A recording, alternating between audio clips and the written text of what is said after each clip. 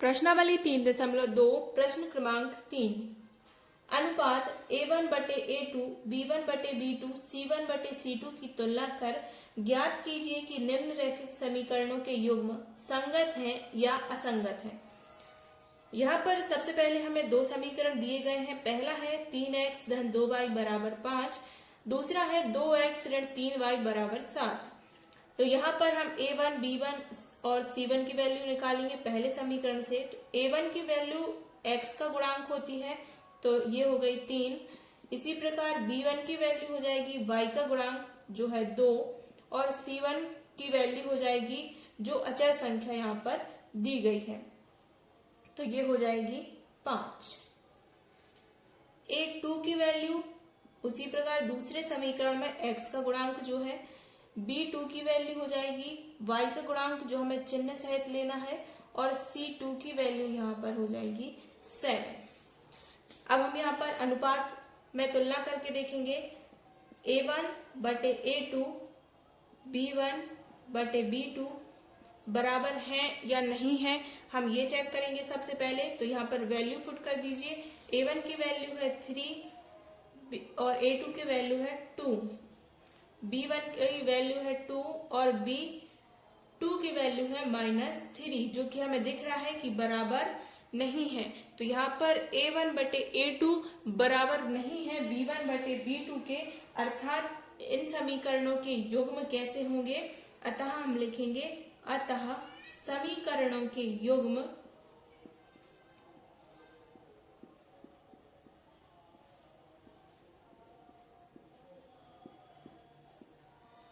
संगत है।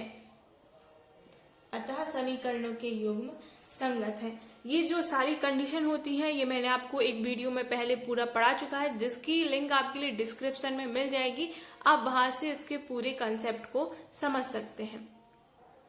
इसी का सेकंड क्वेश्चन है 2x - 3y = 8, 4x - 6y = 9। तो यहाँ पर हम a1 की वैल्यू फाइंड करते हैं। तो a1 की वैल्यू हमें क्या मिलती है, 2 मिल जाती है। इसी प्रकार अगर a2 की वैल्यू देखें हम इस समीकरण में, तो ये क्या हो जाती है, 4 हो जाती है।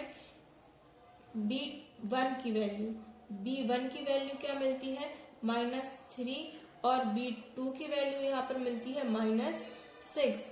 इसी प्रकार c1 की वैल्यू हो जाएगी 8 और c2 की वैल्यू हो जाएगी 9। आपके लिए जो भी समझ नहीं आता आप हमें कमेंट करके पूछ सकते हैं। अब यहाँ पर हम अप्लाई करेंगे a1/a2।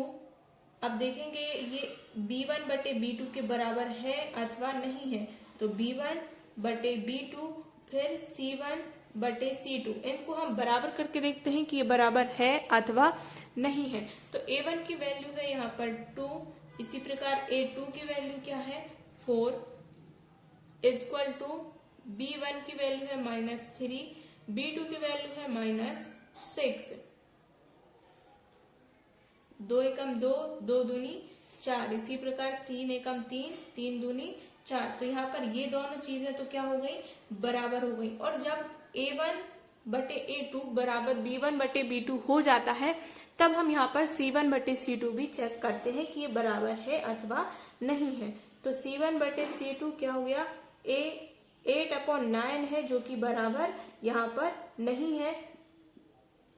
तो ये क्या कंडीशन बन गई हमारी कि a1/a2 बराबर b1/b2 बराबर नहीं है c1/c2 के। और जब इस प्रकार की कंडीशन बनती है तो हल सब कैसा होता है, हल समांतर होता है, इसमें कोई हल नहीं निकलता है। ठीक है, रेखाएं समांतर होती हैं, कोई भी हल नहीं निकलता है। और युग्म कैसे बनते हैं, इसमें युग्म असंगत युग्म बनते हैं। युग्म कैसे बनते हैं, असंगत। अतः हम क्या लिखेंगे, इन समीकरणों के युग्म असंगत है। इन समीकरणों के युग्म कैसे हैं, असंगत है।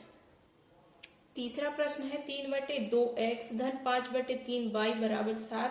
तो यहाँ से हम a1 की वैल्यू निकालेंगे। तो a1 की वैल्यू हमें मिल रही है 3/2, b1 की वैल्यू हमें मिल रही है 5/3 और c1 की वैल्यू हमें मिल रही है 7।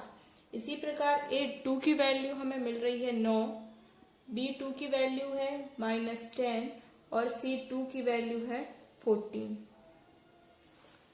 अनुपात से हम तुलना करेंगे।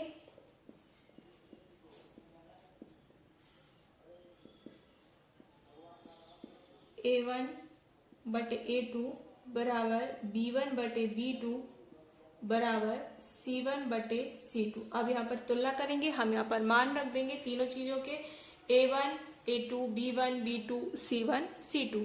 A1 और A2 के वैल्यू यहाँ पर है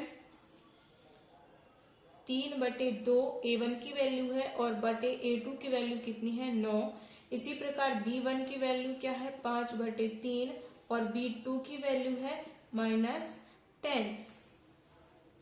पहले हम A और B की तुलना करके देखते हैं, अगर ये बराबर होते हैं तब हम C की तुलना भी करके देखते हैं। अब यहाँ पर पलट जाएगी भिन्न, तो क्या हो जाएगा 3 बटे क्या हो जाएगा 9 दूनी 18 बराबर 5 बटे 30, और ये 30 किस चीज का आएगा, ऋण का आएगा। काट देंगे, 3 एकम 3, 3 छिंग 18, 5 एकम 5,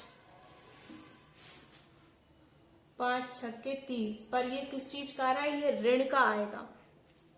1 बटे 6 बराबर नहीं है 1 बटे ऋण 6 के। देखिए एक चीज क्या आ गई है, ऋण की आ गई है, ठीक है। और जब इस प्रकार की कंडीशन बनती है कि A1 बटे A2 बराबर नहीं होता है B1 बटे B2 के, तब समीकरणों के युग्म कैसे होते हैं, तब समीकरणों के युग्म संगत होते हैं। समीकरण के युग्म संगत है। आई होप आपके लिए सभी क्वेश्चन समझ में आए होंगे। अगर कोई क्वेश्चन आपको समझ में नहीं आता है तो आप हमें कमेंट करके पूछ सकते हैं, और अगर वीडियो अच्छा लगा है तो इसे अपने दोस्तों के साथ शेयर कीजिए।